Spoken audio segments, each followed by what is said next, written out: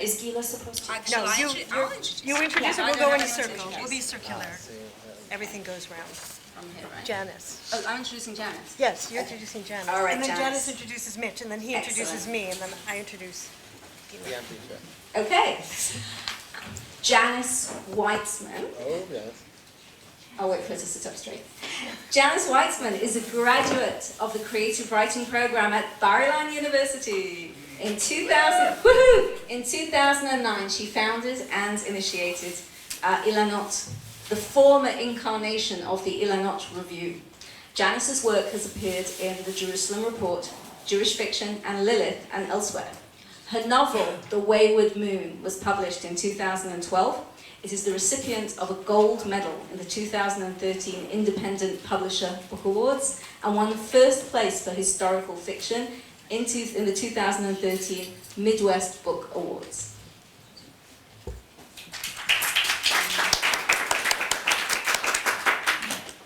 Hello, everybody. Before we start, I want to thank Marcella and Nadia for inviting us here today. I think it's really a thrill for all of us after years of sitting in the audience and being students in the Bar-Ilan program to find ourselves sitting up here. So thank you. Before I begin, I want to say a few things about The Wayward Moon. The Wayward Moon is a historical novel. It opens in 9th century Iraq at the time of the golden age of Islam. Its protagonist, Rachel Bat Yair, is a 17-year-old Jewish girl living in the town of Sura, which was a renowned center of Talmudic learning.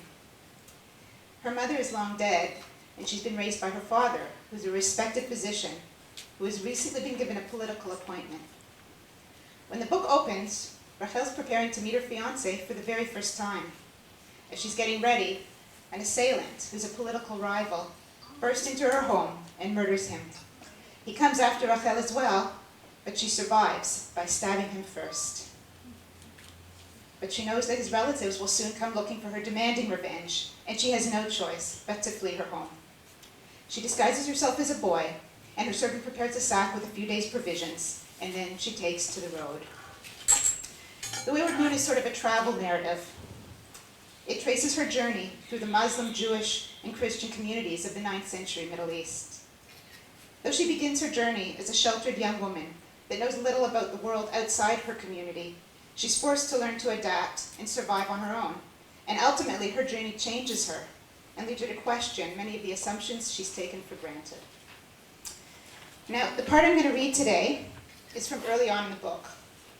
Rachel has been kidnapped and sold into slavery, and now she's working as a kitchen slave in the home of a wealthy Muslim merchant.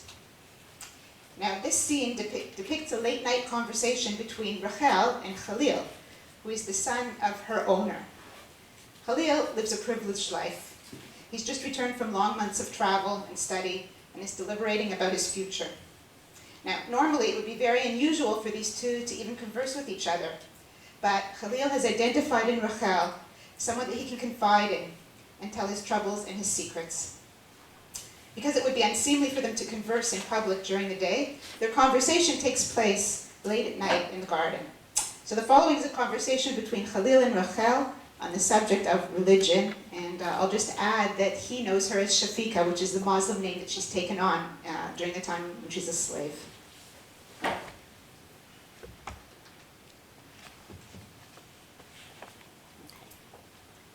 Soon after the month of Ramadan fell, and I didn't see Khalil again for many days. Like the rest of the Al-Kharazi household, he spent his days resting and his nights feasting, while Zahia and I, the only non-Muslims in the house, prepared the evening meal behind the closed doors of the kitchen. The days were growing longer. When I awoke each day, the air was warm with the scent of flowering trees, and a hot gold light shone down on me as I ground grain for the day's bread. Even after the holiday finally ended, the family continued their habit of retiring to their bed chambers in the afternoons, and the windows were left open all night so as to catch the evening breezes. Wouldn't it be nice to have a break from this kitchen? I remarked dreamily to Zahia one morning. Break? What break are you talking about? Eid al-Adha is coming. The house will soon be bursting with guests, and you know what that means. I did indeed. It seemed as if the Al-Kharazi family lived from celebration to celebration, from festival to festival. I didn't know that the Muslims are blessed with so many holidays, I said to Khalil a few nights later. We had not planned to meet. Rather, it happened by coincidence, not unlike our first encounter. What is this Eid al-Adha everyone is speaking of? You don't know? He asked incredulously. I'm not an expert in the festivals of the Muslims. But the story of Eid al-Adha concerns someone with whom you must be familiar. Who? It has to do with Ibrahim, our father and yours. Ibrahim was the first man to believe in God, but in spite of his faith, Allah wanted to test him. He told Ibrahim to take his son, Ismail, and sacrifice him like an animal on the altar. Ibrahim bound up Ismail and prepared to kill him. But then, at the very last second, right before Ibrahim was about to plunge his knife into Ismail, an angel appeared and showed him a ram that was standing nearby. Ibrahim understood that Allah meant for him to unbind Ismail and sacrifice the ram instead. I stared at him blankly. But Khalil, it wasn't Ismail that Abraham almost sacrificed. It was Isaac. He shook his head and smiled. Were you there to see it? I didn't have to see it. The story is written black on white in the Torah. Jews have told it that way for thousands of years. And among the Arabs, the story of Ismail has been passed in. The Quran claims that the Jews have changed and distorted much of their holy book. One of the distortions involves the identity of the son that Abraham sacrificed. But that's outrageous. Everyone knows that the Quran was written long after the Torah. The Quran is eternal. It is the written word of God. And still the Jews believe that their Torah is the word of God. I must admit, I have given much thought to this problem. And have you an answer? I asked sardonically. I have. The answer is simply that there is no answer. How can one argue matters that belong to the realm of faith? His voice rose, and I could see that he felt passionately about the problem and had indeed, as he claimed, given it much thought. Those who argue about which version is the truth have ignored what's most obvious. Even if we don't agree on the details, the faith of the believers, generation upon generation, cannot be denied. Perhaps the story happened as the Muslims believe it did, or perhaps the story that the Jews tell is the correct one. In any case, it no longer matters. I wanted to explain why his version was wrong and mine was right, but I was not so foolish as to challenge the beliefs of my master's son. So the reason for the festival is to remember Abraham's sacrifice, I suggested, hoping to bring the matter to a close. It is a celebration of Allah's unfailing wisdom and mercy. How could I disagree with such a notion? How could anyone? Nonetheless, I was troubled by the way he dismissed the problem as nothing more than two brothers quarreling over petty details. He must have read the indignation in my face, for he continued, I haven't angered you, I hope.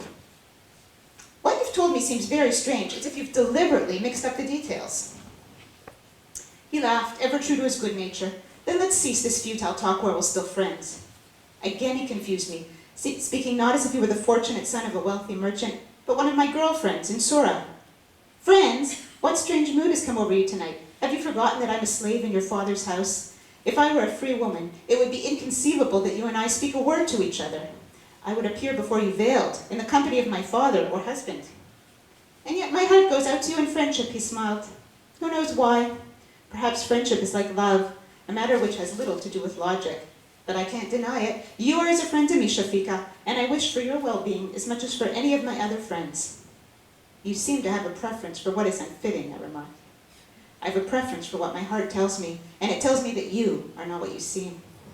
Well, you are mistaken, Khalil, I answered sharply, furious that for all his goodwill, he refrained from doing anything to end my slavery. Look at me, dressed in these slaves' robes, scrubbing pots day and night in your mother's kitchen. I am exactly what I seem. If it were in my power to be otherwise, rest assured I would not be here. I bid him good night and quickly took leave of him. I saw now that Khalil and his fine words were as a poison to me. If I ingested them, they would torment me and drive me to great despair.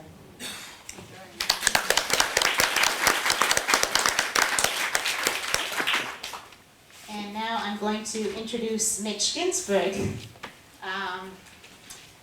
Mitch Ginsburg has begun volunteering as a fiction editor at the Illinois Review. He's the military and defense correspondent for the Times of Israel. He's translated several novels from Hebrew to English, including Second Person Singular by Sayed Kashwa, which was named one of the 10 best translated books of 2013 by The Independent, and The World of the End by Ophir Touché Gafla. Mitch.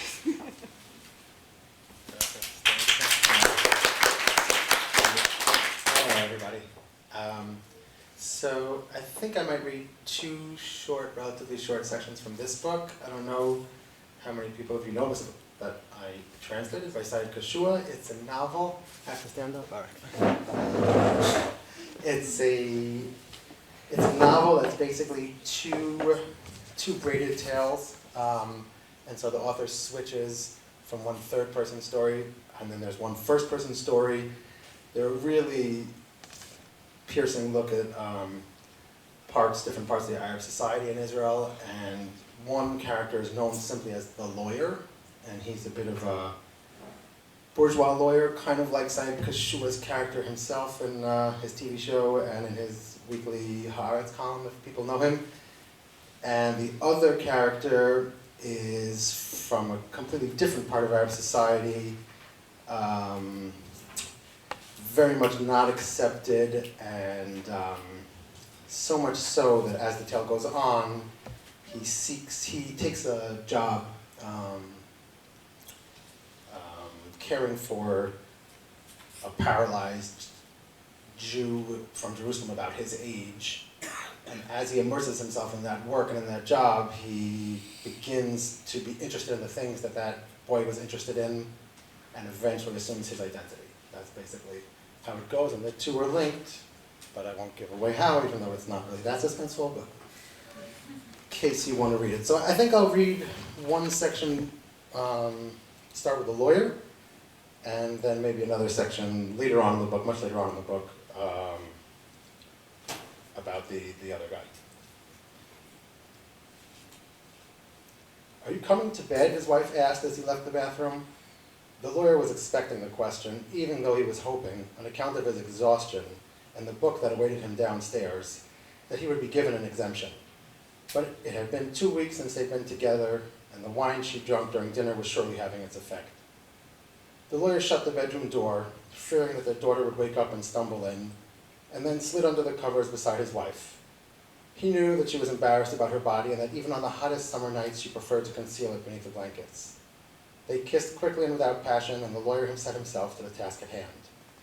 It would be wrong to say that the lawyer did not enjoy sex, but there was something about it that always bothered him. He found the whole thing to be more of a burden than a pleasure, a situation he knew to be perverse. He recalled the early days after their marriage during their honeymoon. He had been 25, but it was the first time he had come into physical contact with a woman. He remembered the feeling of shame at the speed with which it had all happened. He knew that something was wrong and that his wife had not been fully satisfied. She never mentioned it, never said a word about it, but he knew that this was not how it was supposed to be. He remembered his apprehension at the time, the articles he had combed through, the sex advice columns. After thoroughly researching the matter of premature ejaculation, he had tried to put the techniques to use, relaxing his muscles, pulling his testicles back, dulling his senses with alcohol, even smoking marijuana before coming to bed, but none of it helped. In some articles, it said that sexual partners had to learn one another, give their bodies time to get acquainted, to achieve a natural harmony. But the lawyer blamed himself. After a few months of failed attempts, he tried to increase his endurance by summoning sad images from his youth. This worked, and he could tell by his wife's moaning that some progress had been made. It didn't happen all at once, but he felt at last that he was moving in the right direction. The first time he was sure that his wife would be fully satisfied was after he had screened the footage of his grandfather's funeral in his mind. The lawyer was 8 years old when he saw his grandfather's dead body. Years later, he lay on top of his wife, thrusting gently, eyes wide open, trying not to be distracted by the sounds of her pleasure. He recalled how the entire family had shown up at his parents' house and how the body had arrived in the back of an orange pickup truck. He recalled how he had stood off to the side while the adults washed his grandfather's corpse, which lay prone on an elevated wooden plank. He thought about the prayers the sheikh had intoned and the way the men had shaved the pallid body. And he remembered his grandfather's wrinkled, flaccid penis and the white sheets with which the men wrapped him as they called out Allahu Akbar. He saw himself running in order to keep up with the brisk pace of the funeral procession, saw them raise the coffin up in the air, saw the opening on one side and the way it was tilted down till his grandfather's white-robed body slid into the grave. He recalled the sound the body had made upon impact and realized that he had just given his wife her first orgasm. She clawed his back and planted warm kisses on his face while he remained above the grave, aware that he would never again be the boy he had been.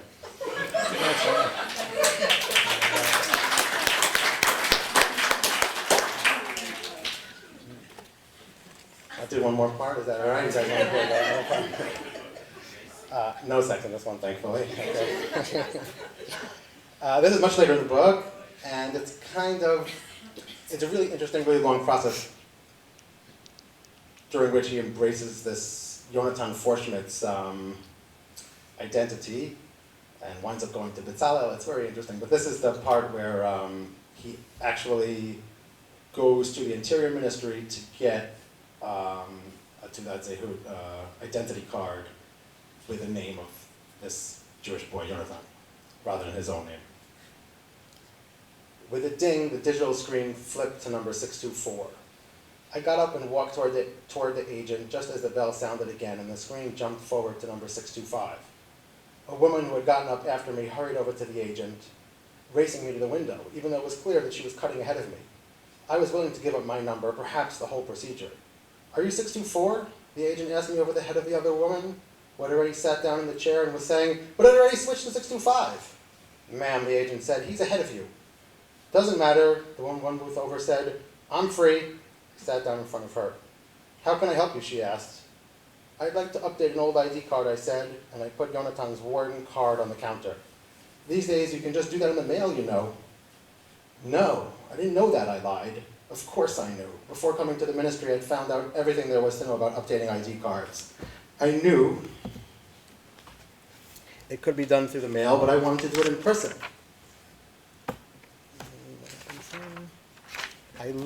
I looked like Jonathan, dressed like Jonathan, and there was no way some clerk in the Interior Ministry was ever going to be suspicious of me, straight out of Beit HaKerem, in expensive clothes that were made to look cheap, and a t-shirt with a picture of an obviously hip band she had never heard of. It was much safer than sending it in the mail. What I was afraid of was that the disparity between the two pictures, the wild-haired Jonathan and the short-haired shot of myself from the day before, would be too great to issue an ID card through the mail, and that then I would be asked to come into the ministry in person, already a suspect. "Jonathan?" the clerk asked. "Yes." "I wasn't sure that you were Israeli," she said, paralyzing me. "Why? Is something wrong?" "There was no reason to be so nice to that lady," she said under her breath, taking one of the passport photos and starting to fill out the details. "People here have no shame. Just say it's my turn. What, you don't know how to deal with people around here? Only force. That's the only language they understand." On the way out of the office with a temporary ID card under the name Jonathan Forschmidt in my pocket, I dropped the renewal application for Amir's ID in the mailbox. Amir is his former identity. Attached to the paperwork were 2 pictures of Jonathan that I had taken myself and touched up on the computer. Everything would stay the same, only the pictures were swapped. I left the nationality line blank on Amir's application, as many Arabs did now that it was no longer mandatory. This had to be done to prove that all citizens of Israel are equal, Arab and Jew alike. But once it went into effect, a new number code was introduced to all official ID documents, and it told whoever needed to know the ethnicity of the cardholder. After all, names were not enough. Arabs and Jews sometimes had the same names. Amir, for example. And it had become trendy of late for Arabs to give their kids Jewish names, or universal names, as they prefer to call them. I was not worried about updating Amir's ID via the mail. Swapping Jonathan's picture for my own would not arouse anyone's suspicion. Even the lowliest clerk at the Ministry of the Interior knows that no one in this country wants to be an Arab.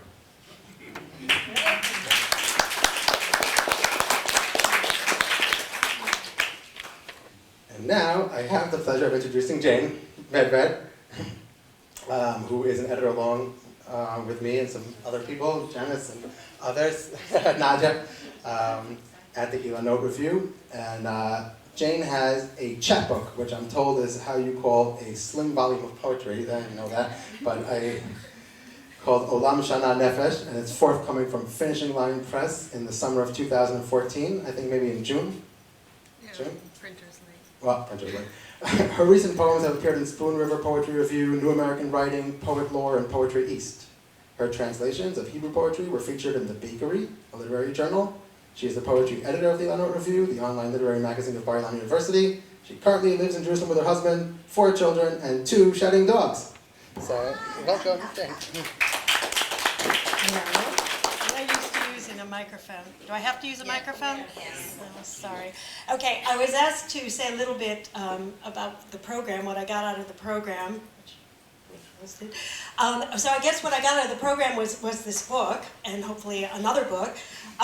This manuscript that's coming out, I sent off before I even finished my thesis. It was part of the thesis, and I sent it off to a poetry contest, a chapbook contest at Finishing Line Press.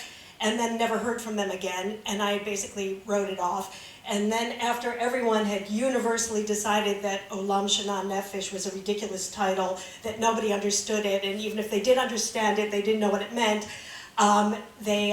Finishing Line accepted the book. So I guess the moral is be daring, and you don't have to translate. Sorry, oops.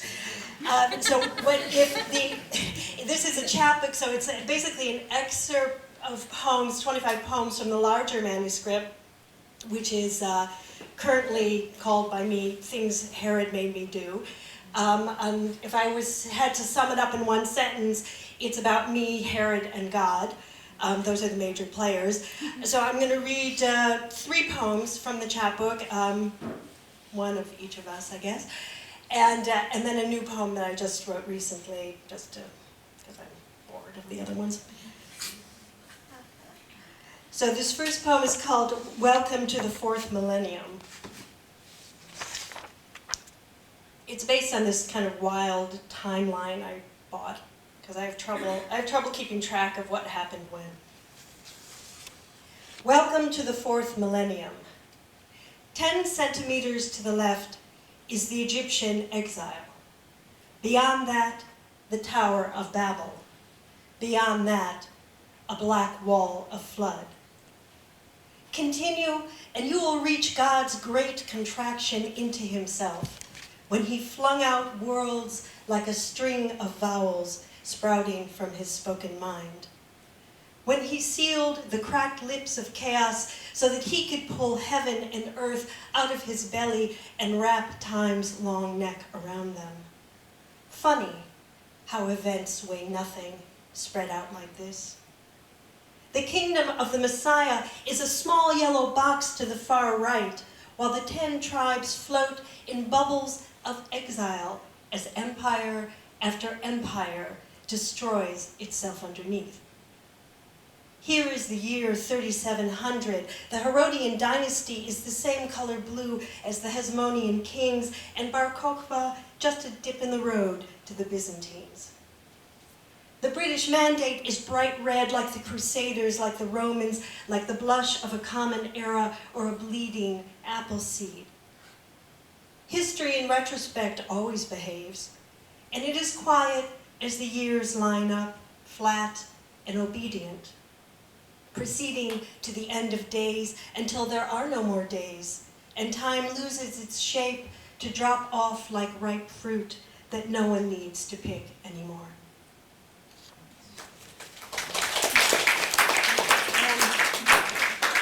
There's sort of an unwritten rule, or maybe it is written someplace, that you're never ever supposed to express a Torah opinion in front of your teacher. So I'm gonna break this rule at Marcella's request. And we have Gabriella here, and she wrote this amazing book called The Last Time I Saw Amelia Earhart, and I read it and copied it shamelessly. So this is in tribute to Gabriella Corcovazzi. It's a series of 5 poems called The Last Time I Saw Herod. And this is just the first one. Now, one note about Herod. He's famous for his buildings and for the temple, and also for his terrible interpersonal relationships, where he basically murdered everybody. He murdered his wife, he murdered her brother, who was the high priest. He got rid of her father, her uncle, then he murdered her mother, and then he murdered his own 2 sons by her. And then a week before he died, he murdered his firstborn son. So you could say he had a bit of a problem. Unhappy guy. The Last Time I Saw Herod, after Gabriella Calvacarossi. Part 1, Woman's Shelter, Miriam Hashmonaite Street in Jerusalem. He was banging on the gate, even though there is no way to know that we are in here. He was looking for his wife, aren't they all? Which is why we make the children play in the yard. And of course, he knew her real name, which makes me wonder, what's the point of being a princess if even that can be taken away? I'm not sorry he looked thin. I used to feed my own husband, but I never watched him eat. In my mind, he was gulping me down, tearing everything apart so as not to miss a piece.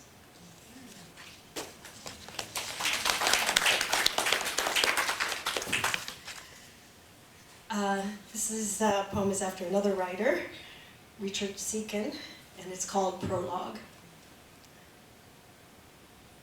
Tell me again about the rain. Tell me how it's good that we don't have any.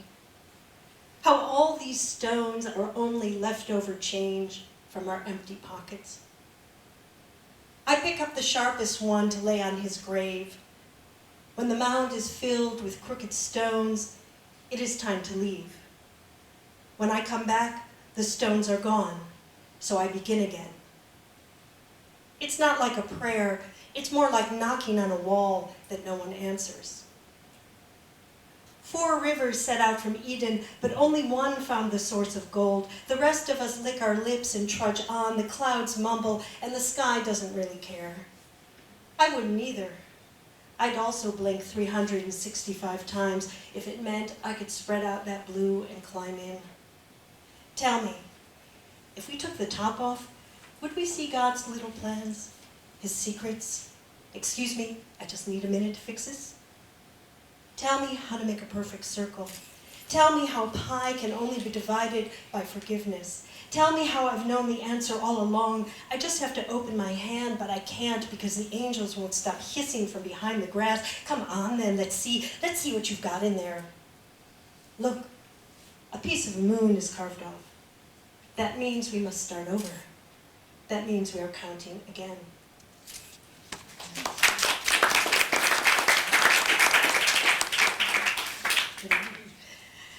This last poem has nothing to do with me, Herod, angels, or anything. I wrote it recently. I guess it's my most recent poem.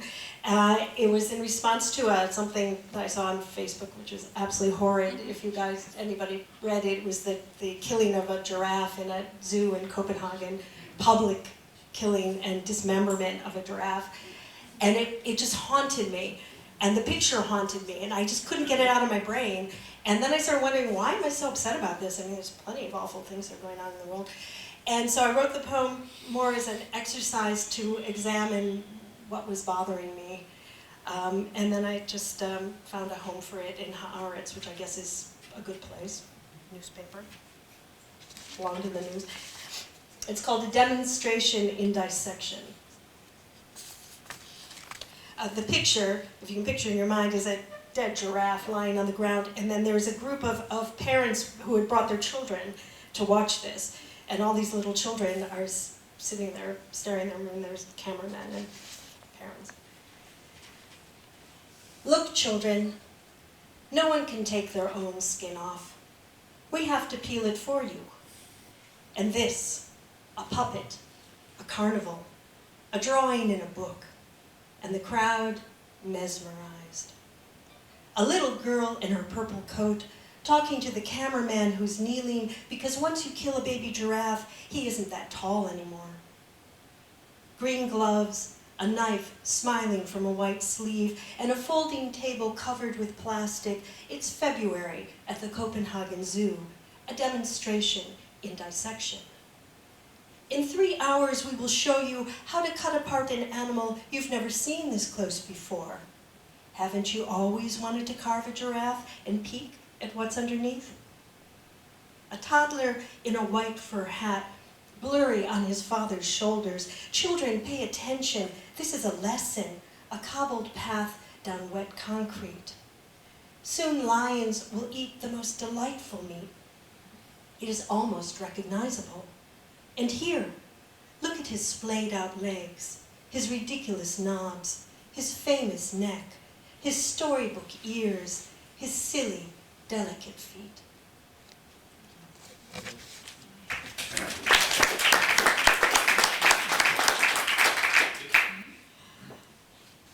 I ask a question? Yes, please. Did you know that this film caused the kosher slaughter to be outlawed in Denmark? Because giraffe is a kosher animal. It wasn't a kosher slaughter they did, but they published it together with this film, and they outlawed kosher slaughter. Yes, I know kosher slaughter is, that wasn't part of the poem, it wasn't what was bothering me, but yes, parenthetically, Copenhagen, Denmark, kosher slaughter is outlawed and animal brothels are allowed. Okay, go Denmark. Canadian Gila Green's first novel is titled King of the Class, NON Publishing Vancouver 2013. She has published 30 stories in literary magazines in the US, Canada, Australia, Ireland, Israel, and Hong Kong. Her collection, White Zion, is a finalist for the Doris Bachwin Literary Award, and she's been shortlisted for Wordsmitten's 1010 Fiction, Walrus Literary Award, and Eric Hoffer Best New Writing. She's now working on her second novel, and there's a website here if you want to check her out later. Gila. Thank you. Thank you for inviting me here to speak. I want to thank Nadia Jacobson for all of her hard work and everybody else who was involved in this. Thank you for reminding me that we were supposed to say something we got out of the program, which I had forgotten. I would say, for me, the thing I got the most out of the program was I came to a place where my writing was taken seriously. That's really a very important place to have, and I got a tremendous amount out of it, and I miss it still.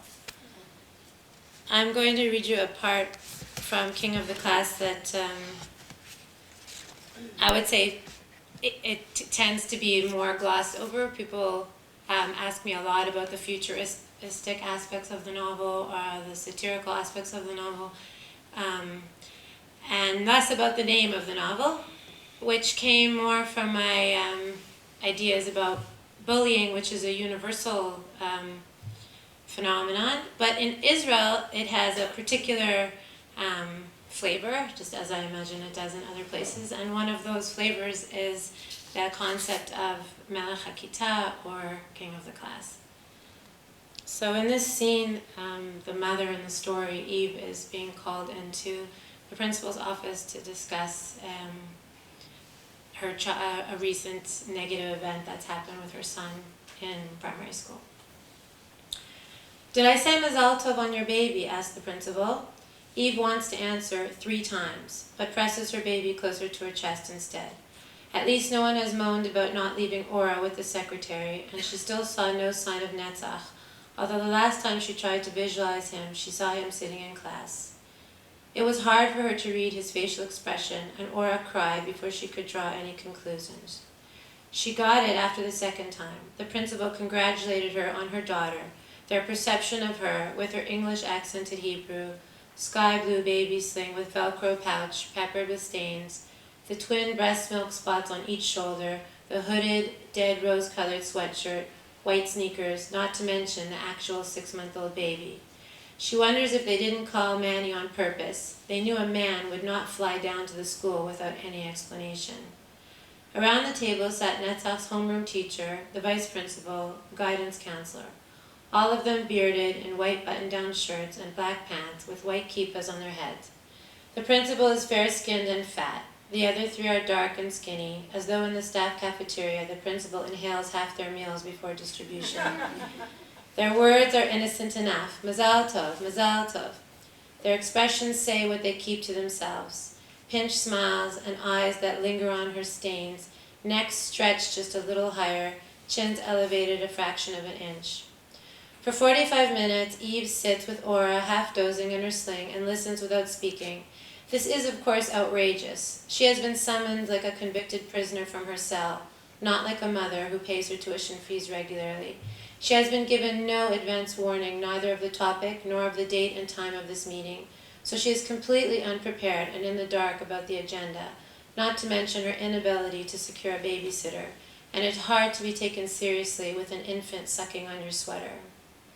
"He gives secret hand signals in class," the one who calls himself the guidance counselor says. "I went into class and sat a few rows behind him and watched with my own eyes. All manner of accusations have been hurled onto the table, and Eve says nothing the entire time. He decides, he allows, he doesn't allow. It's up to him. It's all in his control, entirely in his hands. King of the class, king of the class, king of the class." In her seat, the mother jumps imperceptibly with each syllable, and inside she burns. "Calling the boy," orders the principal into the telephone receiver. There is a half-minute of silence, and then the door opens, as though by a ghost, and Netzach answers, his eyes searching for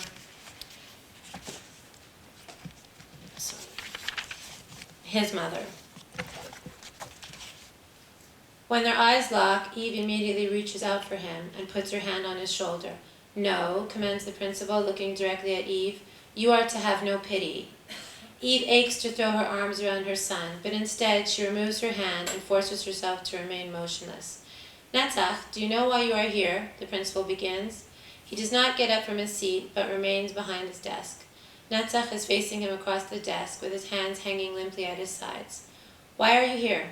Tell us." "Because I hurt Adi." "You admit you punched Adi in the nose?" "Yes," Netzach squeaks. Eve can see the tears in his eyes from where she is sitting just within arm's reach. The other men in the room do not take their eyes off Netzach, and to Eve their stares appear luminous, gleaming. "We know you told the other boys to hurt Adi also. You called him Yael Kafot, the school punching bag at recess too, didn't you? Do you know what that can do to a child, labeling him the school punching bag in front of everyone? He could have to live with such a stigma for years." Netzach clears his throat, and Eve knows he is hoping that will suffice for the principal as an admittance of guilt. "Tell me if you did it." "Yes." Netzach's voice is hard to make out. Eve's eyes do not leave her son. He is swallowing now and rocking back on his heels. "That's enough. Outside," the principal commands. Netzach manages to place one foot in front of the other until he is close enough to reach for the doorknob. He bends forward, stretches for the knob, turns it, then he opens the door and leaves. Immediately, the secretary's arm appears, closing the door. Eve stares at the principal. Her eyes search the faces of each man in turn and find only stone. On the walls, Eve notices the photographs of the last decade's graduating classes and the inevitable rows of books and electronic storage disks. The principal asks everyone present to give his recommendation. The boy needs to learn boundaries. The boy must be punished and example to the rest of the boys. The boy must take responsibility as king of the class. The principal nods in her direction. "Anything to add?" "No." There is a collective intake of breath as the men shift in their chairs. They are expecting shouts or tears accompanied by pleading and stern promises of severe punishments. The panel is dismissed. Each man stands up, nods to the principal, and exits with his eyes glued to the floor. "Anything to add?" the principal repeats. His homeroom teacher is a weak figure, and that boy is setting him up. The principal swallows. Both of his large hands are resting on his thick knees. His mouth is firmly closed and slightly sucked in at the cheeks. "He is not allowed to come to school tomorrow or the next day. Listen, there are parents actively trying to throw your boy out," the principal says in a tone of voice that is more guttural. Lower, he hunches over and moves his face an inch closer to Eve's. "I know. If you know, you're not doing much of a job fixing the problem." "What? Did you even ask Netzach why he punched Adi? We have zero tolerance for violence in this school. Period," the principal says. He leans forward in his chair, his stomach straining against his desk. "Take my advice. Your son has to control himself, or this father is going to get what he wants." When Eve doesn't say anything, the principal continues. "This is a guilty father who works abroad and blames Netzach for his son's social problems rather than his own absence. The son craves his father attention, and he has learned crying Netzach gets it." "This is the setup I mentioned." Eve keeps her voice low, controlled. "The king of the class has to watch out." The boy looks at Netzach long enough, and bang, I may have to make a decision about who can be in this school. Thank you.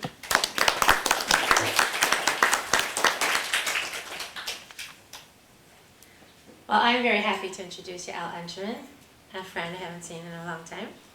She is a graduate of the Shaindy Rudoff graduate program in creative writing at Bar-Ilan. Her stories, reviews, and poetry have appeared in jewishfiction.net, Haaretz, the Jerusalem Post, and others.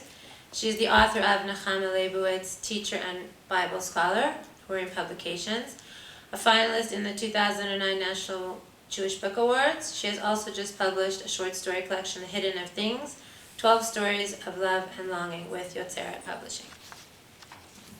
Thank you. It is in fact amazing to be here on this side of the table instead of sitting in the audience, and because I know that there are students of the creative writing program here, I wanted to share with you a tiny bit of the journey of a book, so as to give you all hope and sort of inspiration for your own books, which you'd like to publish. This book emerged from this creative writing program, which is why I dedicated this book to Shaindy Rudoff, Zichronah Livracha, because without her this book wouldn't exist. We were told to write short stories. I hadn't really written short stories before. I brought them in and a collection formed in front of my eyes. Also, the lecturer that we had, one of the three lecturers we had, was Mark Mirsky, a very colourful character that they brought in from New York. And I also owe him a debt of gratitude because he told us, number one, write what you're afraid to write about. And this book was the result. I was indeed afraid to write about all kinds of singles, dating, catamon, all sorts of things like that, and that came out. And he also said to me, you've got this Manchester voice. You've got this Manchester voice, you need to develop it. So you're going to hear the Manchester voice today as well. I finished in 2006. I looked for an agent. I found an agent. She sent the stories off to some publishing companies. They said, very nice, but who's going to read them?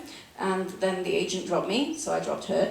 And then I continued and I was on my own. And I really thought I would have to self-publish because it's very hard to find a publisher. And I basically just Googled randomly and sort of sent off in all directions.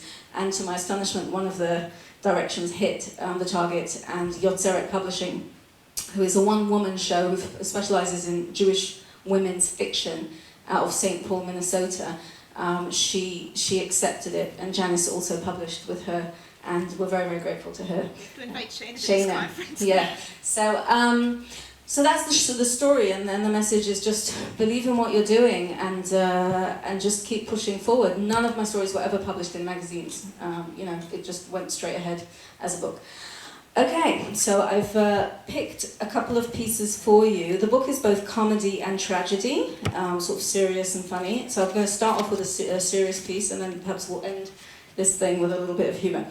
And the piece that I've picked for you is kind of the character. There's a character that's slightly inspired by Mark Mirsky, and it's also about the act of writing. So I thought it'd be interesting for you. I've not read this piece yet in a public reading, so it's fun for me. So the story is the title story, The Hidden of Things, which is about a former rock star who does tshuva, becomes ultra-orthodox, and in kind of all kinds of extreme ways. And there's all kinds of games inside the story between concealed and revealed, the hidden things that are supposed to be hidden, modesty, stuff like that. So this young woman is actually enrolled in a creative writing program in a university in London. It goes as follows. Over time, university became increasingly loathsome to her. The college displayed, at his own request, its founder's stuffed dead body in a glass case at the entrance. Each time she passed, she wanted to spit at him for denying his body its natural end, the dignity of disintegration in dark dirt. An idol at the entrance to the temple, he symbolized all that was wrong with the place. She met with her professor to discuss her writing. I'm pleased, he said. When you first came, your sentences sank under heaping helpings of cliches and adjectives, but, and can I credit myself here? Your writing is now delicate and concise, a joy to read. You've learned about revealing only what's necessary.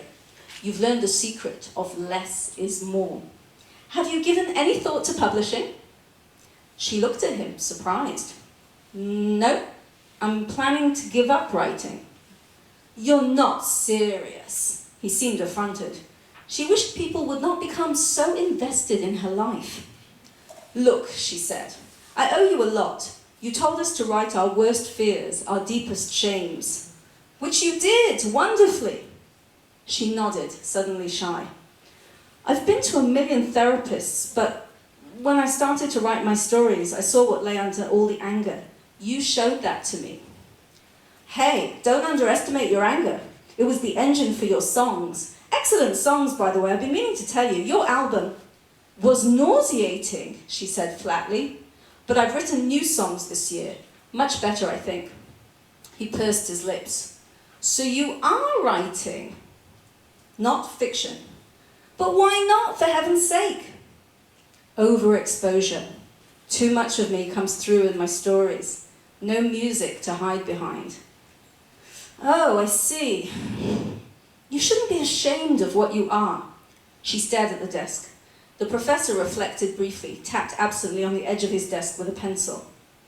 Astor, you know my beliefs. The true poet feels compelled to undress for the masses. We conspire with him to pretend he is cloaked, but all know that his writing is a mere fig leaf, that the emperor has no clothes. That is writing, a pact between voyeurs and exhibitionists. He leaned forward. She scraped her chair backward a few inches, avoiding his eyes.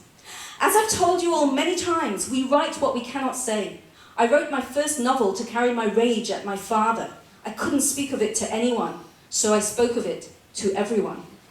He nodded and spread his hands toward her in a gesture, midway between resignation and challenge. If you aren't willing to do that, then I would say no, don't write. She glanced up at him briefly from the lowered angle of her head, sensing his disappointment. I can't. Eyes are too brutal. O wise professor, do not individuals need their privacy or society its secrets? Listen to what the Kotzker Rebbe said. Not all that is thought should be said. Not all that is said should be written. Not all that is written should be published. Not all that is published should be read. He leaned back with a rueful shrug. Well, don't bear more than you can bear. But Asta, if you change your mind, let me know. She nodded in relief. Thank you. Okay. The second character, her name is Emma. A few of you have heard of her before. She's the Manchester voice. She was this wacky character that kind of started showing up in the stories and lightening some of the heaviness that I do have in my stories. And I knew all along that she'd have to get her own story eventually, because each character gets his or her own story. And I was kind of dreading the day, or kind of excited for it, when I would sit down and start writing the Emma story. And indeed, I sat down and she wouldn't shut up. And 10,000 words later, we managed to finish her story. So it's a blog, and it tells about her insane dating life in Jerusalem during the time of the Intifada.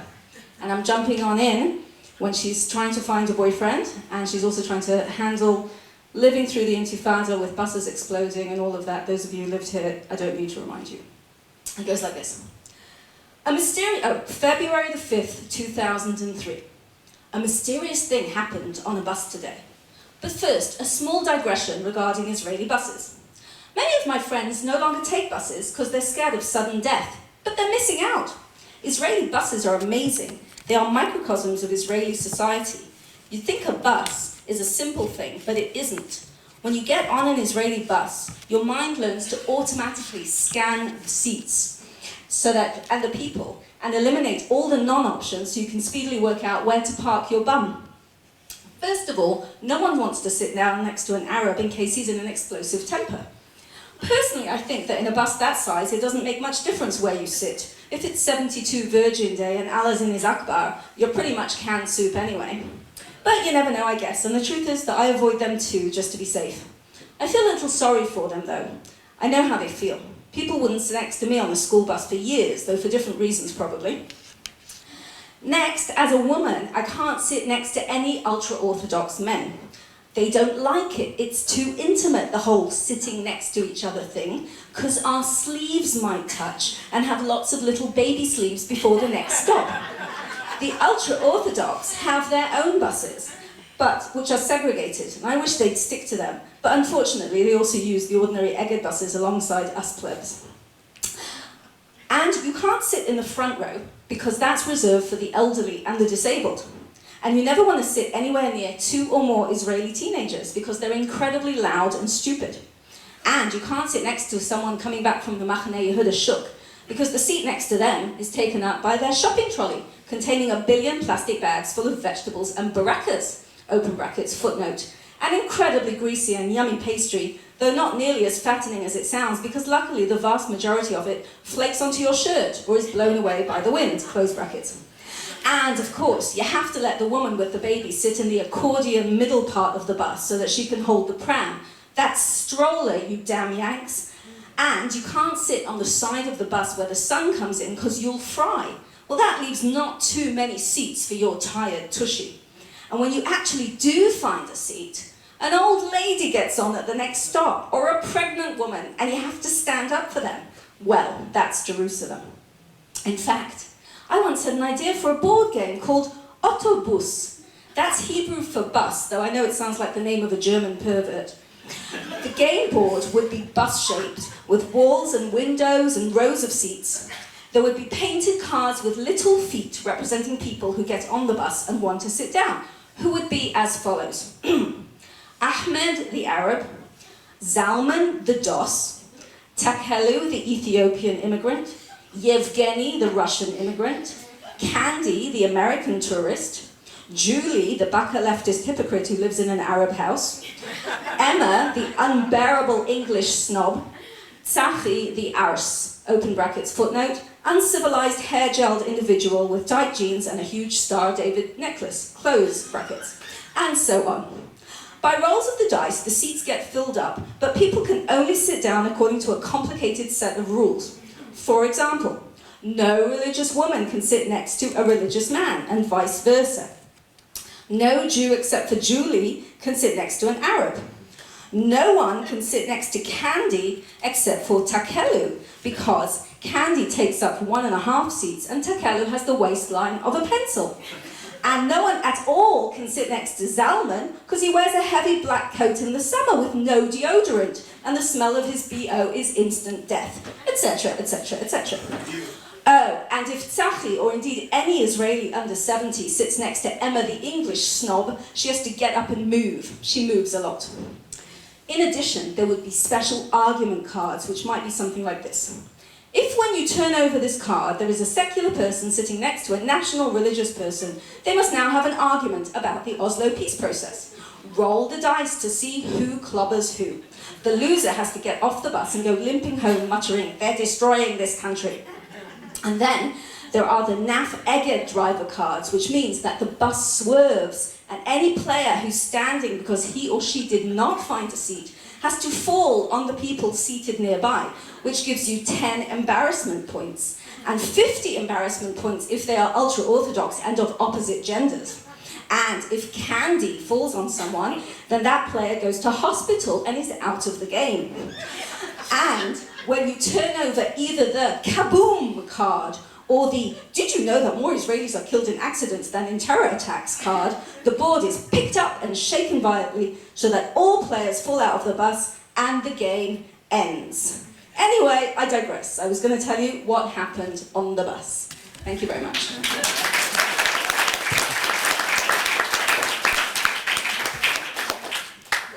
What are we supposed to do now? Is it question Q&A? Questions from the audience, please. Do we bring the yes microphone? I wanted to ask Janice. Weizman, you wrote a book about from the 9th century. How do you do the setting in the 9th century surrounding? Where do you get that from? Well, it began when I was very interested in Islam, and I took a course called History of Islam. And after that, I got the idea for the book, and that was just the beginning. There was a lot of internet research after that, and a lot of things related to living here in Israel. You know, the geography, the landscape, the food, the music, the culture, the literature, and all of this was inspiring and helped me to think about the culture I was writing about. That's the short answer.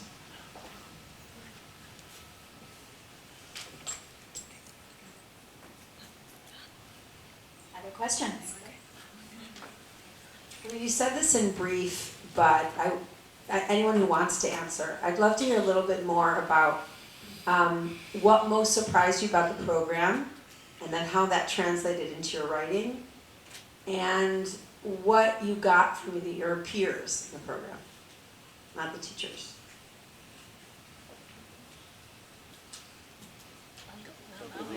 Okay. What was the first part again? What most surprised you? What surprising? What most surprised me was how people, if you're a writer, it's sometimes hard to get boundaries laid down, and it's hard to get time to write, and it's hard to give yourself time to write. And the framework of getting a master's degree suddenly gives you a lot of, respect. And suddenly you have this framework, and people kind of back off. Like if I was to say, the plumber can't come because I'm writing a poem, everyone would laugh. But, the plumber can't come because I'm at university that day, then everyone's like, oh, okay, of course. So I think it gives you permission to take yourself seriously as a writer, which was a surprise. I mean, a pleasant, wonderful surprise. And I think what you get from the peers is you get a writing community. It's very hard to write alone. And I think you agree? I mean, everyone in this room is probably a writer. You know, it's hard. It's hard to write alone. I mean, it's wonderful, but then you need feedback. You need to read it. Even the act of reading it out loud to one other person allows you to hear things and see things that you don't see when you're just in the act of writing. So it gives you a sounding board and a group and a community. Yes? Or anybody else? I'll add, besides what I said at the beginning, that I didn't know what I was going into, but the whole process of peer critique, you learn to develop a thick skin. You also learn to step out of your writing and to look at it from other angles and perspectives, and to decide what it is that you're going to take on board from the way that your peers are critiquing your story, and what you're not going to. I remember one day I came in with a story, and one of our class said, if I didn't have to read this, I wouldn't have gotten past the first page. And I was like, oh, okay. And that's good, because that prepares you for real life, which is, in real life, not everyone's going to love your book. Someone told me, the beginning of my book is difficult. It's this weird, dense poem. In fact, I was chatting to, how do you pronounce the name? Shusi, about, there you are, about difficult beginnings, because you brought us some beginnings that were supposed to draw the reader in, and my beginning actually is kind of a litmus test, which like says, all wimps fall away now, kind of thing. I don't know. But, so you kind of just say to yourself, not everyone's going to love my writing, and that's okay, and I can hear criticism. And I tell people, if anyone's in the audience who's reading my book or wants to read my book, tell me feedback, both positive and what you didn't like, because I learn about what I've put into the world. I want to know the truth and not just all kinds of compliments. So I think that the year-long having everybody, and the people in our class were nice, but they didn't pack any punches when they wanted to say things, and that was very, very valuable, I think, for any writer to be able to go through. Yeah.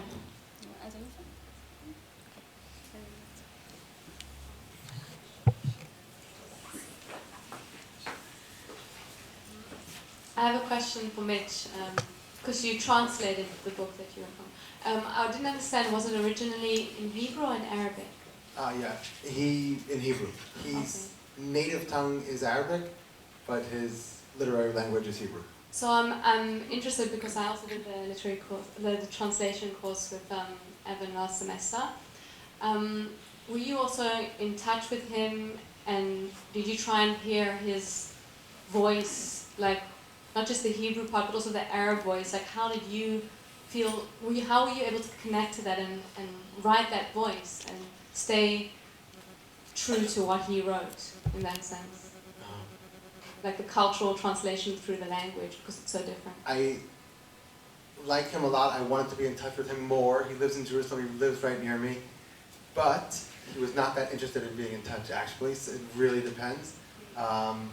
Some writers are endlessly interested in what you're doing, and they want as much input as possible. Some have the ability to be helpful with their input. Some don't. He didn't want to be involved. In fact, he told me, I didn't even read the Hebrew galley. He said, I just wrote the book and I haven't seen it since then. And everybody who knows him well tells me that he probably isn't lying about that, which is insane as a writer, but that's how Sai takes care of his affairs. So there was no great discourse. I've had that with other books I've translated, where it's actually been really interesting, and and I've even heard writers say they like to listen to the sound of the translation of their books, their literature, and even in languages they don't know. Meir Shalev, I've heard him say that. I haven't translated him, but yeah, I've heard him say, even the Japanese, I ask them to read me a page, and I close my eyes and I listen to it, and I can tell if it has the ring of a story. So they do that. Syed, no, nothing. Interesting, I hadn't thought about the Arabic behind the Hebrew. I just tried to do my best to loyally and hopefully somewhat beautifully translate the Hebrew. I didn't think about the Arabic that might lie beneath that. I don't even know what language he thinks in when he writes in Hebrew. He claims that Arab education is so bad in this country that even though he was raised in Arabic, obviously, by Arabic-speaking parents, the fact that he went to high school and university in Israel in Hebrew enables him to only write in Hebrew. So he doesn't, I don't know what language he even thinks in when he writes it. I think probably Hebrew.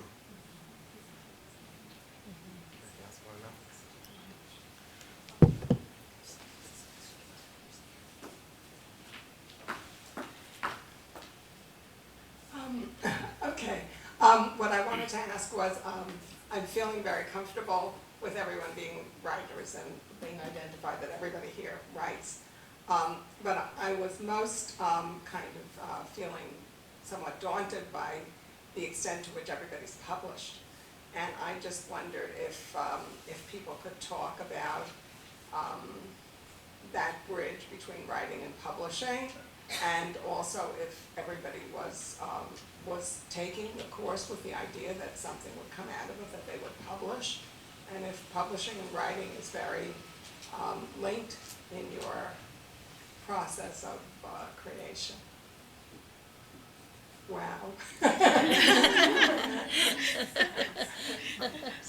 Who's going to answer that? Somebody Maybe I else. should have someone Gila, publish. I'm not such a. I'm sorry. Could you just? I That's not what you're supposed to say. know you're asking about the connection between writing and publishing, or did I go into the program with the idea that I was going to publish? Is that Yeah, it? and how linked is it in your creative process that you're thinking about publishing? And when you've written, and it's there, this wonderful thing that you've written, how vital is it to you that it's published? Okay. I don't really do anything in life if my intention isn't to completely get as much out of it as I possibly can, because that's just who I am. Certainly going into the program, I thought I was just going to be laughed at completely. I thought everyone else is probably, a real artist, and I'm just a wannabe writer. That's certainly how I would have, if I could think back now to 10 years? 10 years? I know, because I had a baby, so I can count easily. 10 years. I probably thought that. Everyone's a real writer. I'm just a wannabe. In terms of publishing, so I had a tremendous amount of encouragement. Yael already mentioned, we were in the same year together. She already mentioned Mark Mursky. I had a tremendous amount of encouragement from the people teaching at the time, Mark Mursky and Steve Stern. And so I tried to publish, and I simply didn't allow. In other words, for me, rejection was part of the game. The way you play baseball, you get out, it's part of the game. It wasn't something, oh my gosh, I'm devastated, I'm this. It could be because I had a new baby and 3 other small children at the time. So it just wasn't, I didn't have the time. A lot of other people had to call me and lament for hours and hours over rejection. It could just be that it was like, I just didn't have the time to dwell on it. Maybe that's better sometimes. But, and then once you publish, it kind of becomes a bit of an addiction. Like, oh, I published 1 short story, so maybe I could do another one. Maybe I could do another one. And you're asking me if now when I write, do I link it to publishing? Yes, no question. I write linking to publishing, no question. Okay. Does that help? That helps you? No, it's very, very clear. I wanted to respond to that comment about not taking rejection so seriously. I think for the poets who are in the room, we send out all the time. It's like there's a constant, like the more poems you have, the more times you get rejected. And the same way that you have a different part of your brain that creates than what edits, you sort of switch on a different function, that the act of trying to get things published is just it's a secretarial function. You just send it out. You just send it out. Always send it out. Just keep sending it out. And when they get rejected, just put it in another envelope and send it right back out, or the email, everything's on the internet now. It's just it's like a secretarial job, and you cannot take it. You have to go in with core ruach, so do your research and make sure you always have. I always try to have at least 5 things out at any one given time. Just keep sending them, and just don't take it personally. That's really good advice. Nobody gave me that advice in the program. That's really good advice. Secretarial, I like that. I actually have sent, this is a translation, but I also have written some fiction. I have had it rejected. It's terrifically disheartening, I think. It's a totally different notion than what you put into writing and what you put into pursuing, I think, seeing it published is a very different nature, very different shore. So I recently had my first story published, and it was after a couple of years of not sending anything in, but it can be really disheartening. I don't know, I think you should just focus on the writing and not worry about the publishing, would be my sense, and then worry about it later with the secretarial mindset. That would be what I would think. But I'll say one more thing about the program if I have this microphone in my hand. I loved also we had a great peer group and I loved it, and it was really important to me, it was really important to my writing, but it is somewhat traumatic when it just dissipates, and it really dissipates quite suddenly and quite terminally. It's just over. And so for me that was, it was pretty, it's a problem. I think that we should try and do something about it, but yeah. So I think that what I read from my story actually relates to what you're saying, which is not everything that's written needs to be published. You should write first and then look at it and say, do I want this to go out into the world? Some things are too I have a story that I didn't publish, which probably would have made my collection better, but I didn't publish it because it would have, I think, wounded some people, and I chose not to do that. And it's actually, there was a conversation last year. There's a woman in Jerusalem who I think also studied in this program, who wrote a whole collection of stories also about dating on the Upper West Side and all sorts of things. And from what I understand, she decided not to publish. She felt it would make a chilul Hashem. It would be detrimental to the way that religious Judaism is viewed in the world. So that's one set of calculations. And also, publishing is not just about, ego and like, I'm out there. It is, right? Let's call a spade a spade. There's a lot of that going on, which I'm struggling with myself right now. But it's also about, I want to share with the world what I've written. This is my heart, my core, my feelings. I want to move people. I want people to contact me saying, thank you so much for writing that book. I want people to say to me, I spent the Shabbat curled up with your book and had such a great time. I want people to say, I read the book in the middle of the night and I woke up my husband because I was laughing so hard. And just that, those connections. We all want to reach out and connect with what's deep inside us in very inner, hidden places. This is one way of doing it, is writing a book. You connect with the hidden places of people you don't even know across the world. It's an amazing thing. So that's kind of the more kind of spiritual side of publishing, but it's a tough game. It's not easy being a writer, and I've been kvetching for about 5 months now and saying to people, don't write a book, it's too much hard work afterwards, all the promotion and all of this and that, and I should really stop kvetching and just be grateful. So. Okay, I have 2 questions, and maybe you can just answer whichever resonates with you more. The first one goes off of something Jane said about the kind of different modes of when you're in a writing mode and then when you're in an editing mode. And just, I'm curious about all of your processes of revision and going from kind of the first inspiration that you get into the final product. And sometimes I struggle with feeling like, but my first piece, like my first version of it, I'm afraid that I'm gonna kill it by trying to make it better. That's one question. And then the second thing is being in the program and kind of the process of figuring out like what it is, that one theme that you're going to be working on, just the process of kind of narrowing down like all the different things that maybe you thought about to that one thing that was your thesis that then became your book, and just the process of that. And maybe if you didn't have something that you were obsessed with coming in, how you got to that point. How you become obsessive. I'll answer the second question first. You have Marcella as a advisor. That's how you figure out what your themes. She tells you.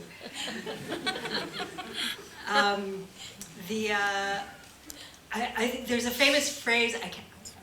I feel ridiculous answering these questions in front of people who are much more experienced, but there's a phrase, I can't remember who said it, about killing off your firstborn, that sticks with me when you write. Usually the thing that really needs to go is like the beginning. It's like the first couple of lines of the poem, and they're your favorites. That's what gave you the poem, and they get rid of them.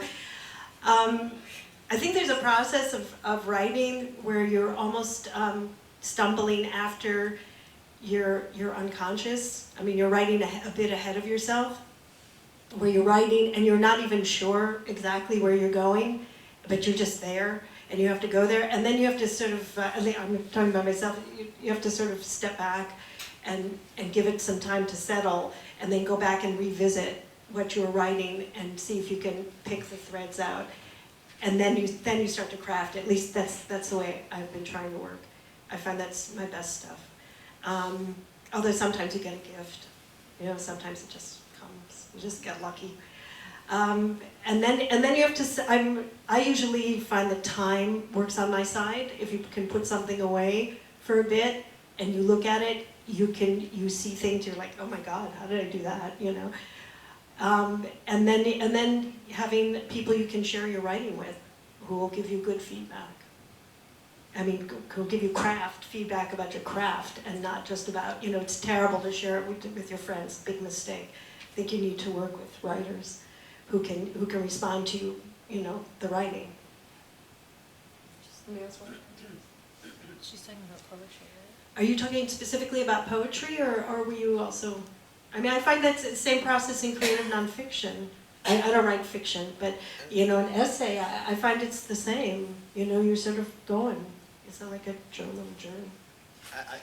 But in everything you write, I think, I would think everybody would agree here, if you let it rest and then look at it again, you'll do better with it. I mean, I work daily journalism sometimes no matter what it is, any resting period, any distance you can give between yourself and the writing and then readdress it again, I think we'll do the writing well.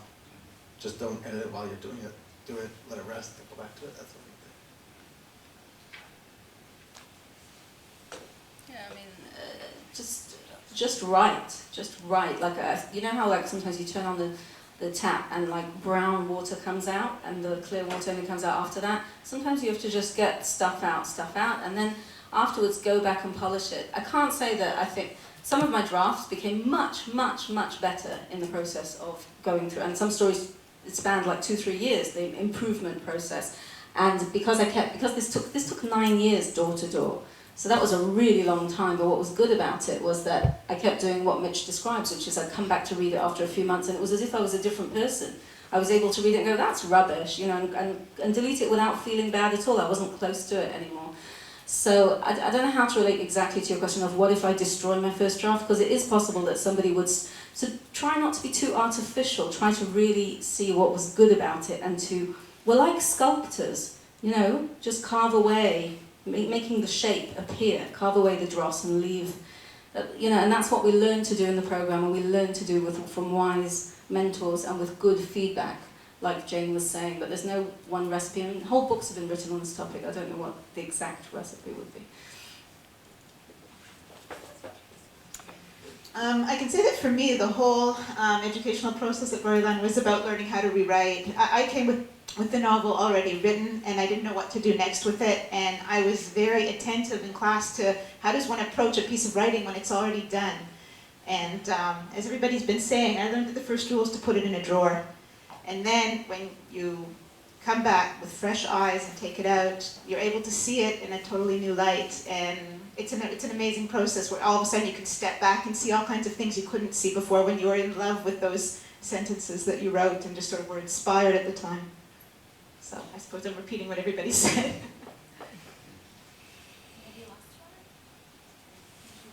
I want to ask, I'm asking so many questions, if anyone else wants questions, about going out of your genre. You know, you come to the program, you're a poet. You come to the program, you're a creative nonfiction person.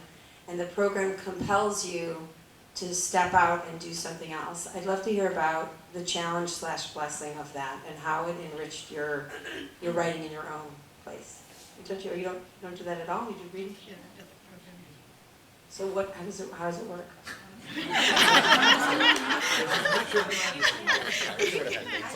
A lot of you have crossed over and do a couple of things though. But not within the program. No, you don't have to. You can take another one.